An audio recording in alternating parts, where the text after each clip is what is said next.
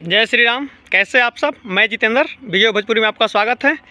आ गए हैं, आज बात करेंगे पावर स्टार पवन सिंह जी के दूसरे होली गाने के बारे में, जो कि वीडियो रिलीज हो गया है ग्लोबल म्यूजिक जंक्शन पे। गाने का नाम है, ये स्क्रीनशॉट लगा दिए हैं। गाना आते ही भाई साहब ट्रेंड करने लगा। अभी तक 4 घंटा का रिपोर्ट ये आपको हम दिखा रहे हैं, लेकिन एक बात इस वीडियो में हम बोलेंगे, पवन सिंह जी एकदम नया कंटेंट लाते हैं। ये नहीं कि वायरल टॉपिक पे लेते आए, किसी दूसरे का म्यूजिक लेकर चले आए। ऐसे पावर स्टार पवन सिंह जी नहीं करते हैं, हमें लगता है। जहाँ तक आपको क्या लगता है? हाँ, ऐसा बात नहीं है कि लाते ही नहीं है एकदम, कभी कभी आता है, दूसरे के म्यूजिक पे भी आ जाता है।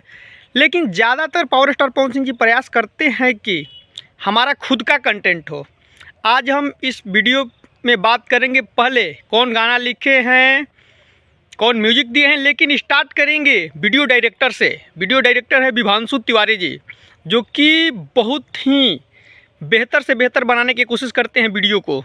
आजकल पवन सिंह जी के वीडियो में रवि पंडित जी नहीं आ रहे हैं वीडियो डायरेक्टर में, पता नहीं।